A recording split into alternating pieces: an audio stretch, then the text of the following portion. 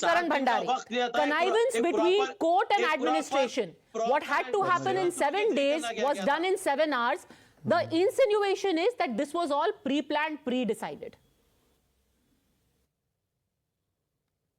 Padmaja, let's start with first sabar ka imtihan na lijiye. It's not new. This tactic of street veto has been going on in India since pre-partition, which culminated in the partition and is now carried out against laws like CA and RC. We saw the street veto which led to Shaheen Bagh, which led to Delhi riots, which led to loss of 53 lives.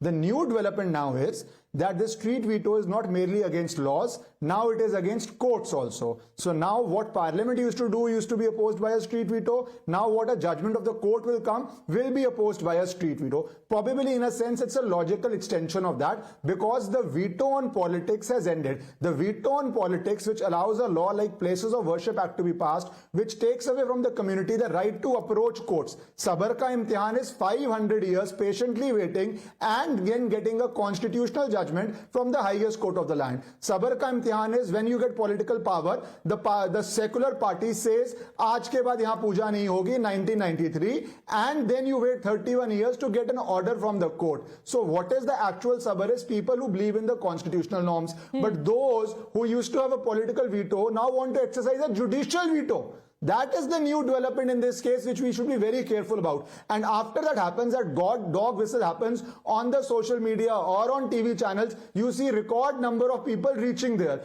Probably those people who reach there do not realize that people making those statements on TV are very comfortable, but those going on the street, if anything happens, will be held responsible for the breakdown of law and order, like it happened in Delhi riots on CAA. And last point I would want to make here, which is very important, is that what is sabar? Sabar is when you go to court and you get orders from the court, and what the Yogi government did is exactly why this was needed, because if they did not do it in 7 hours or 10 hours, you would see an ecosystem building a protest, and you will see the violence or probably a potential violence happening on the roads.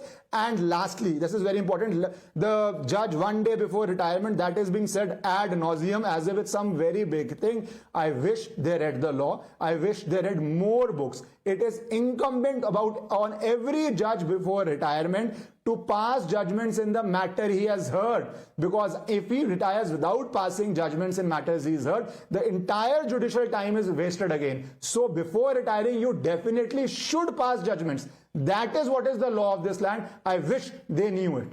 Asif Sohail, the very important point made by Ishkaran Bhandari. This is a dog whistle. Make no mistake, this is a very polite way of saying that listen to us, do what we are saying, or else. Street veto. Asif Sohail.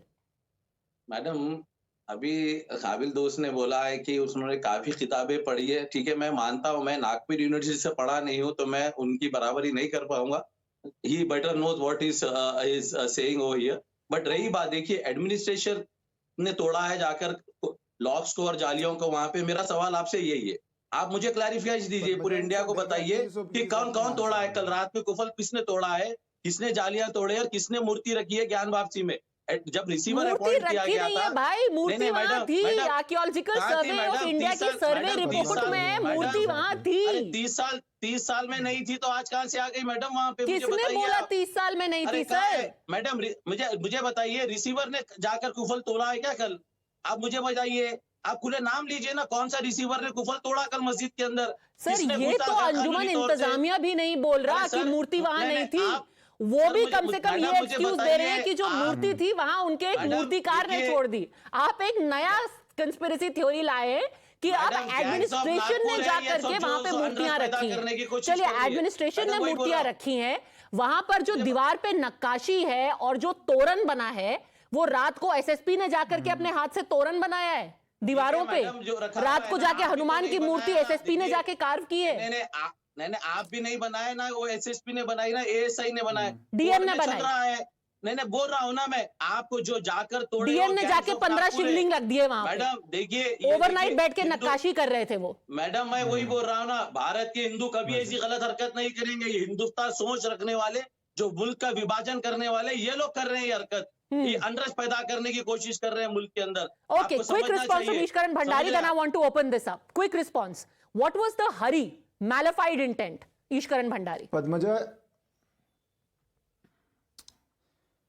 Padmaja, this is putting, it's a backwards argument. I don't want to use a stronger language. As soon as a court order comes, it is incumbent on the government to comply with it. They are used to again say the political veto where the government would go to court and say these orders will lead to a law and order situation, so let's not implement the order. The time was 7 years was the outside limit. This government believes it has administration in control. It believes it will not lead to law and order problems, and so it can implement the order with all due speed, which should be done. The question should be asked why it took 31 years for this order to come, not why this order has been implemented. That is what I'm saying. We have become a pivoted discussion. 31 years you have to wait, but sabar ka imtihan inka ho raha hai. The government implements orders, but the question is why have you implemented the order fast enough? That is the 1 second. Just let me finish. Let me just finish. Firstly, let me finish. अरे तोड़ा sir, because that was the court's order. एक second, Asif Sohail, hold on a second. Again this उन्होंने तोड़ा has been presented as some great conspiracy. Hold on a second. What is illegal about removing the grill? What is illegal? You keep repeating it again and again as if it's some great, conspiracy that you have unearthed. What is wrong in removing the grill? Road पे चलने वाले कोई नहीं है ना. देखिए madam, court ने receiver को बोला है, रोड पे चलने वाले गैंग्स ऑफ नागपुर को नहीं बोला है ना, कुफल तोड़ने के लिए वहां पे. Ishkaran, finish. Yes. Padmaja, this is important to answer. This is misinformation. Padmaja, that is why they spread misinformation. This is a dog whistle. Every time a property is sealed, sometimes the receiver comes and he seals the property. When the order for de-sealing comes, that lock is broken. What is broken here? That they are going broken. Nothing is broken. Everything has happened as per law. And one last